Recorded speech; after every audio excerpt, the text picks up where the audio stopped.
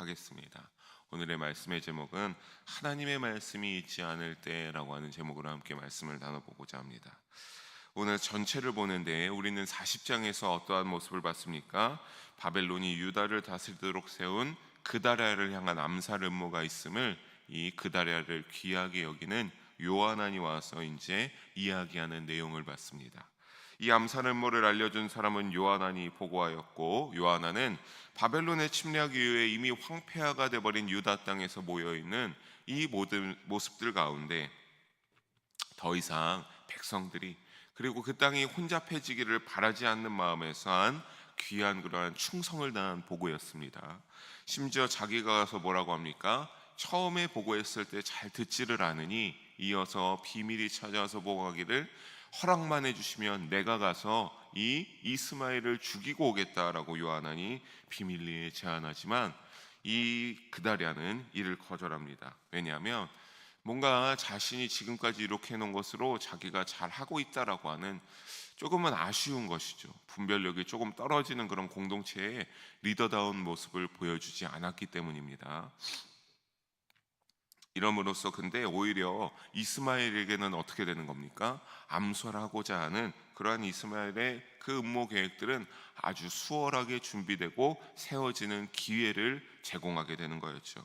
불행하게도 이런 분별력이 부족함으로써 오늘의 본문 가운데 그다랴는 목숨을 잃게 됩니다. 우리 먼저 그 부분 자세하게 봅니다. 1절을 먼저 보게 되면 앞에 부분에 일곱째 달이다 라고 나오고 있습니다. 여러분, 39장에서 유다와 예루살렘이 함락되고 약 3개월이 지난 BC 587년 7월의 어느 날이다 라고 하는 그러한 것을 의미해 주는 표현입니다. 그래서 이때 누가 그다랴를 찾아왔습니까?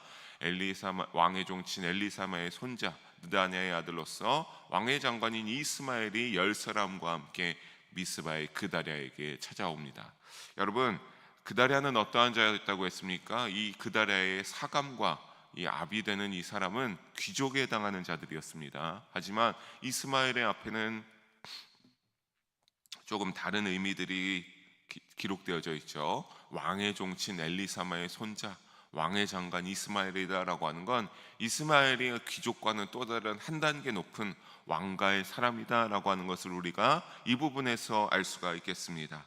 이 사람이 이제 10사람을 데리고 찾아와서 어떻게 하고 있다라고 합니까? 미스바에게 함께 이 그다랴와 떡을 먹고 있다라고 하는 1절의 모습을 볼 수 있습니다.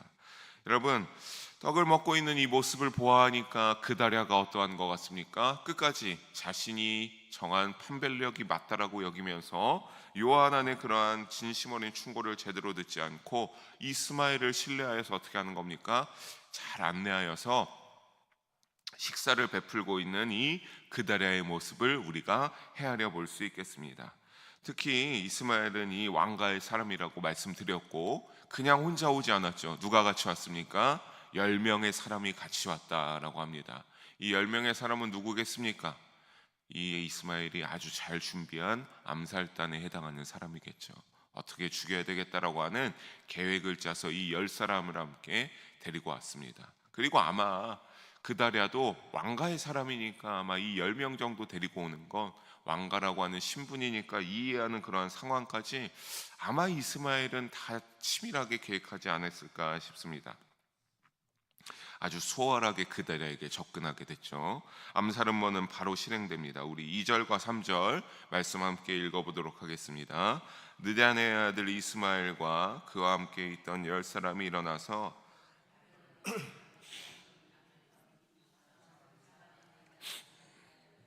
그다랴를 칼로 쳐 죽였고 이스마엘이 또 미스바에서 그다랴와 함께 있던 모든 유다 사람과 거기에 있는 갈대아 군사를 죽였더라. 아멘.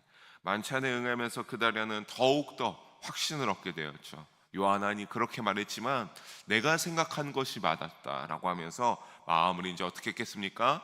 경계심을 풀었겠죠. 처음에 맞이했을 때 조금 이랬을 수는 있을 것 같습니다. 이 이스마엘이 찾아왔는데 요한이 말한 이 사람이 찾아왔고 무려 10명의 사람이나 데려왔으니까 조금은 아마 이 그다랴도 불안함이 있지 않았을까 싶습니다. 그런데 식사를 하면서 대화를 하다 보니까 이제 마음이 풀어졌을 때 그 순간입니다. 바로 10사람과 일어나서 그 틈을 놓치지 않은 이스마엘은 그다랴를 칼로 쳐 죽이게 됩니다. 뿐만 아니라 그 다음에 보면 누구까지 쳐 죽였습니까? 칼로 그 자리에 같이 있던 유다인들과 갈대아 군사는 누구겠습니까? 바벨론이 이제 그다랴를 이 다스리는 총독으로 세워놓고 어쨌든 자신의 속국이 아니겠습니까? 그다랴를 지키기 위한 이러한 자신들이 세운 이 컨트롤 타워 다스리는 이 총독이 위험하지 않도록 바벨론 군사를 어느 정도 배치해 둔 것인데, 이 사람들까지 전부 다 같이 이스마엘은 죽여버렸습니다. 여러분, 같은 동족인 유다 사람은 왜 죽였겠습니까? 여러분, 이 사람이 왜 여기에 남아있는 유다 사람인지 아시죠? 바벨론에 항복했기 때문입니다. 그러니까 이스마엘이 이러한 그다랴가 왕이 된 것도 마음에 들지 않았는데, 총독이 된 것도 이 유다 사람들을 보니까 어떻게 생각했겠습니까? 우리의 나라를 팔아먹은 매국노다라고 생각했겠죠. 그러면서 이 사람들과 바벨론은 원수이니까 전부 싹 다 죽여버리는 이스마엘의 모습을 보게 됩니다. 사랑하는 성도 여러분, 그런데 우리가 가만히 봅시다. 이 이스마엘의 이러한 행위, 결국은 어떤 행위입니까? 하나님의 말씀에 반역하는 행위입니다. 하나님의 말씀에 믿음으로 듣지 아니하는 자가 이렇게 자기 멋대로 굴면서 자기의 생각을 우선시하면서 악하게 구는 그러한 이스마엘의 모습을 우리가 보게 됩니다. 사랑하는 성도 여러분, 하나님께서는 분명하게 말씀하셨습니다. 바벨론에게 항복하는 일이 무슨 일이다? 나의 말씀에 순종하는 일이다. 그러니 너희가 바벨론에 항복해라. 내가 바벨론을 도구로 삼아 쓰기 때문이다 라고 말씀하지 않으셨습니까? 근본적으로 이스마엘은 하나님의 말씀에 그러니까 대적하고 있는 것을 우리가 보고 알 수 있습니다. 사랑하는 성도 여러분, 우리도 여러 가지 상황 속에서 분별력을 갖추어서 깨어 있으시기를 주님의 이름으로 부탁드리겠습니다. 그래서 우리는 어떻게 하겠습니까? 우리의 인생에 있어서 하나님의 말씀에 대적하는 인생들이 아니기를 주님의 이름으로 소망합니다. 4절을 이어서 봅니다. 얼마나 치밀하게 계획을 세워서 이렇게 완벽한 타이밍에 죽였는지 뭐라고 합니까? 그다랴를 죽인 지 이틀이 되었어도 이 그다랴가 죽었는지 어떤지 아무도 아는 사람이 없다라고 하는 겁니다. 아마도 이건 이스마엘이 아까도 나눈 것처럼 유다 사람들까지 다 죽였죠. 그러니까 거기 있던 모든 측근들까지 다 죽였기 때문에 철저하게 이 반역 행위를 은폐하는 상황이 되었을 겁니다. 그런데 문제가 발생합니다. 바로 미스바로 찾아오는 인원들이 있기 때문입니다. 우리 5절을 함께 한번 읽어보도록 하겠습니다. 그때 사람 80명이 자기들의 수염을 깎고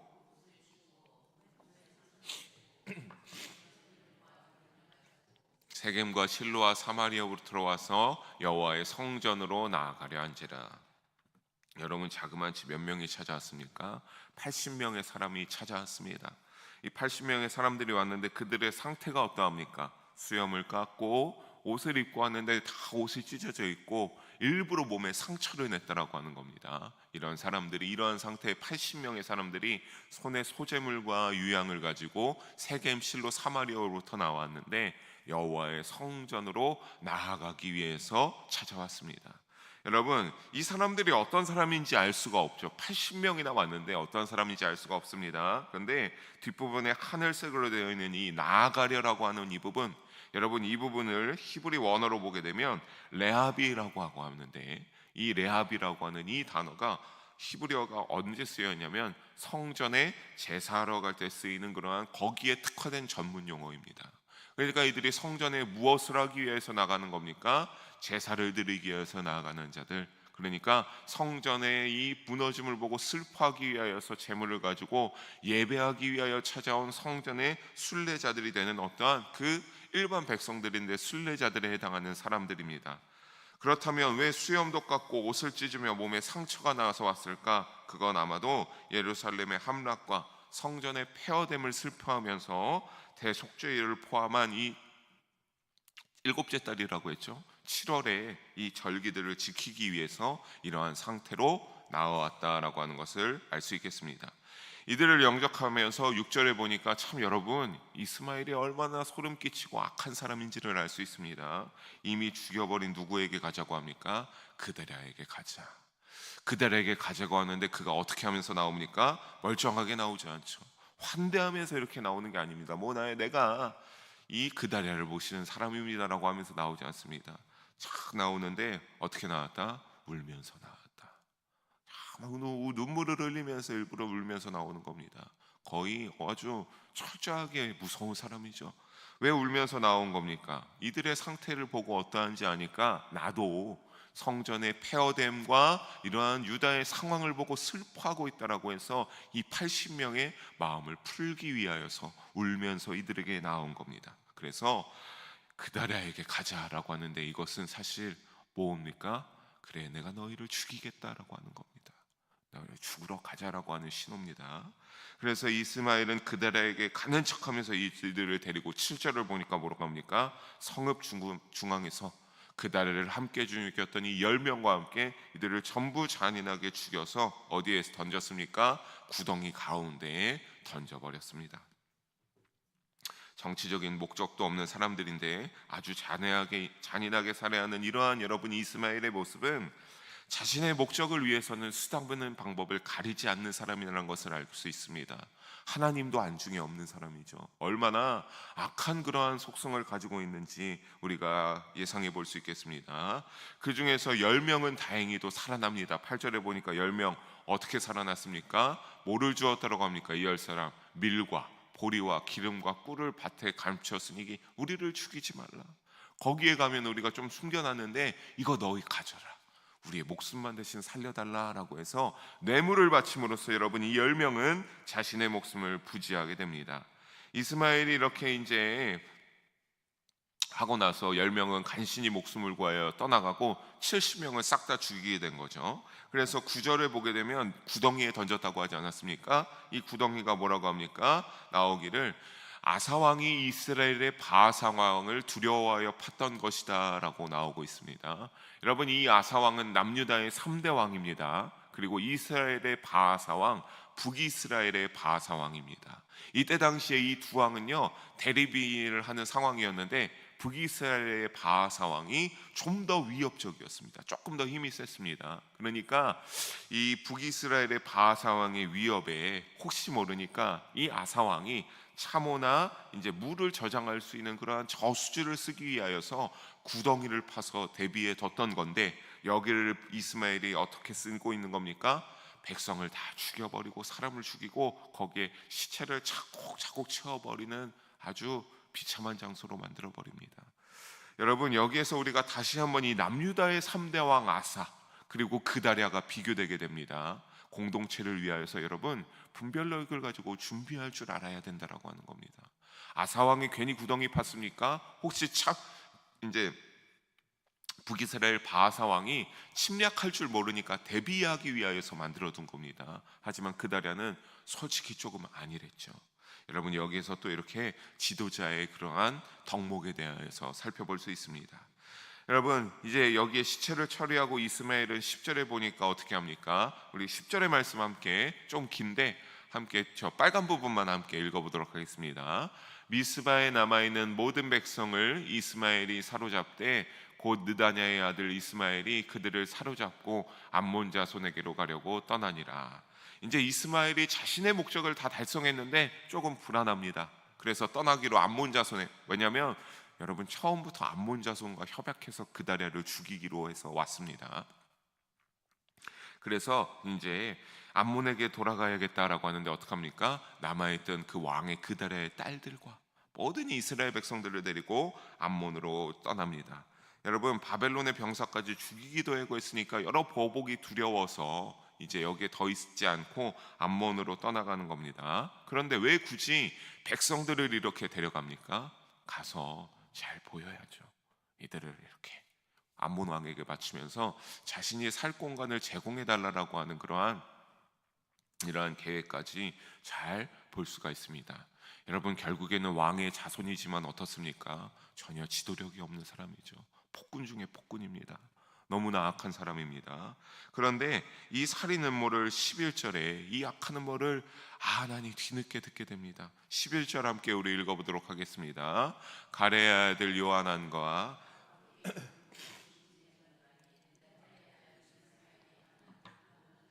듣고 이 모든 소식을 이제 요하난이 듣게 됩니다. 그러니까 우리가 이제 듣는 요하난의 모습이 이 11절에서 이제야 등장하는 것을 보면 이스마엘의 타이밍이 어떤 것을 알 수 있습니까? 기가 막히죠. 이 요하난과 지휘관들이 없는 때에 이 그데랴에게 가서 우리가 접근해야겠다라고 하는 계획을 세우고 이 그데랴에게 나아가서 처치하게 된 겁니다. 이제야 뒤늦게 들어서 이제 이 요하난이 화가 나서 지휘관들과 모든 군사들과 함께 12절에 끈질기게 추격하여서 어디에서 만나게 됩니까? 기브온 물가에서 그들을 따라잡습니다. 싸우러 가다가 기브온 큰 물가에서 그를 만나서 싸우게 됩니다. 13절에 그리고 끌려가던 백성들은 요하난을 보고 너무나 기뻐합니다. 왜냐하면 억지로 끌려가는 모습이 여기에서 드러나는 것이죠. 이스마엘은 참으로 악한 사람이라고 하는 것을 이 백성들에게 얼마나 못되게 굴었는지를 알 수가 있습니다. 그래서 기뻐하면서 그에게 돌아갑니다. 여러분, 그에게 돌아갈 수 있었다라고 하는 것은 어떤 겁니까? 전투를 치러서 이스마엘의 세력이 패배했다라고 하는 것을 의미합니다. 14절에도 이를 뒷받침하여 주고 있습니다.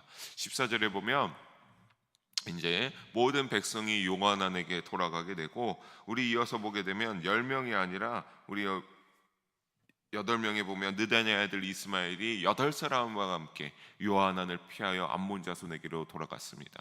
처음에 몇 명이었습니까? 10사람이었죠. 10사람 중에 8명을 데리고 돌아갔다라고 하는 것은 결국에는 어느 전투가 일어나서 2명은 목숨을 잃었다라고 하는 것을 우리가 헤아려 볼 수 있겠습니다.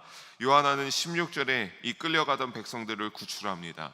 그런데 이 요하난은 어떻게 합니까? 다시 미스바로 가고자 하지를 않습니다. 17절에 보게 되면 어디로 가고자 합니까? 애굽으로 가려고 떠나라고 나오고 있죠.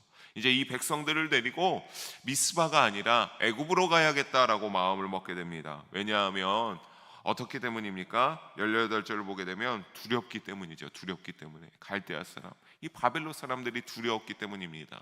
이미 이스마엘은 도망가 버렸고 자기가 이렇게 백성들을 데리고 미스바로 돌아가게 되면 나에게 책임을 추궁할까 봐 두려웠던 이 요하나는 모든 백성들을 데리고 애굽으로 도망가고자 결정합니다. 사랑하는 성도 여러분, 오늘 이렇게 18절 41장의 말씀을 조금은 빠르게 살펴봤습니다. 말씀을 맺겠습니다. 오늘의 본문의 내용을 보면서 여러분 어떠합니까? 참으로 비참하죠.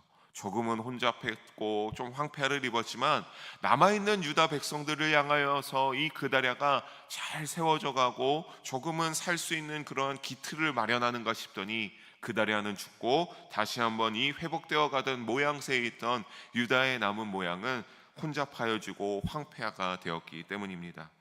결국 하나님의 말씀에 순종하지 않았던 이스마엘은 악의 모양을 택함으로 악한 행위를 끝까지 보였습니다. 여러분, 이 이스마엘은 나중에 성경에 어디에도 다시 등장하지는 않습니다. 하지만 여러분, 하나님에게 이렇게 악하게 한 사람은요, 그 끝이 어떻게 되는 줄 아십니까?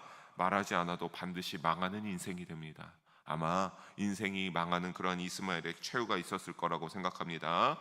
그러고 보면 여러분, 오늘 41장에는 어떠한 말이 없었습니까? 여호와 하나님의 말씀이 임하였더라라고 하는 기록이 단 한 구절도 있지가 않습니다. 어디에도 하나님의 말씀이 그들에게 말씀하시거나 예레미야를 통하여서, 아마 이 잡혀가는 인원들 속에 예레미야가 있지 않았을까 싶은데 어디에도 하나님이 말씀하지 않습니다. 결국 이 41장은 어떤 겁니까? 하나님이 임하였던 그런 기록이 없는, 전부 다 인간의 생각에서 나온 것들이 기록되어져 있음을 알 수 있습니다. 하나님이 한 것이 아니라 철저하게 자신들의 생각과 자신들의 잘난 맛으로 일어난 일들을 이 41장은 전부 다 기록되어져 있어요. 여러분, 너무나 비참하지 않습니까? 하나님을 믿는 족속들이었는데 그래도 어려운 일들에 어떠한 일들이 있으면 요한도 조금은 아쉬운 것이, 이제 이러한 상황이 됐으면 이 백성들과 함께 우리가 기도해보자, 우리가 하나님께 도움을 구해보자라고 하면 얼마나 좋았을까 하는 아쉬움을 묵상 중에 떠올리게 됩니다.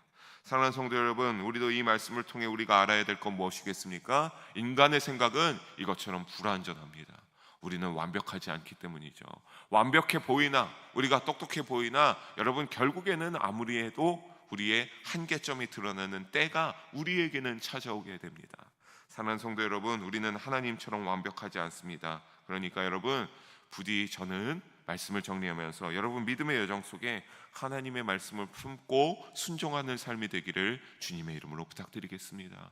믿음을 가지고 살아가고자 결단한 이들이기 때문에 그렇습니다. 사랑하는 성도 여러분, 성령의 충만한 인도하심으로 늘 평안이 있는 영생의 길을 향하여 말씀을 통하여 방향을 정하고 내 뜻대로 교만하고 자만하게 판단하여서 행동하는 것이 아니라 오직 하나님께 조금은 의지하고 기도하는 시간으로 하나님이 기뻐하실 방향과 믿음으로 나아가는 우리의 믿음의 여정이 되기를 주님의 이름으로 간절히 소망하고 축복합니다. 기도하시겠습니다. 사랑의 하나님 아버지, 오늘도 귀한 부족한 종을 통하여서 말씀하게 하여 주심을 감사합니다. 하나님, 오늘 말씀과 같이 우리에게도 하나님의 말씀이 잊지 않는 자들이 되지 않게 하여 주시옵소서. 늘 하나님의 말씀을 귀하게 여기게 하여 주시고 그 안에 있는 진리를 갈망하고 알기를 사모하는 자들이 되게 하여 주시옵소서. 그래서 우리의 부족하고 연약한 인생 가운데 언제나 하나님께서 함께 하여 주시고 성령의 충만한 인도하여 주심으로 말미암아 하나님 아버지, 우리가 오늘 말씀들과 같이 잘못된 결과를 저지르지 않는 하나님을 우선으로 삼는 귀한 선택을 하는 믿음의 여정들 되게 하여 주시옵소서. 감사드리며 사랑이 많으신 우리 주 예수님의 이름으로 기도드립니다. 아멘.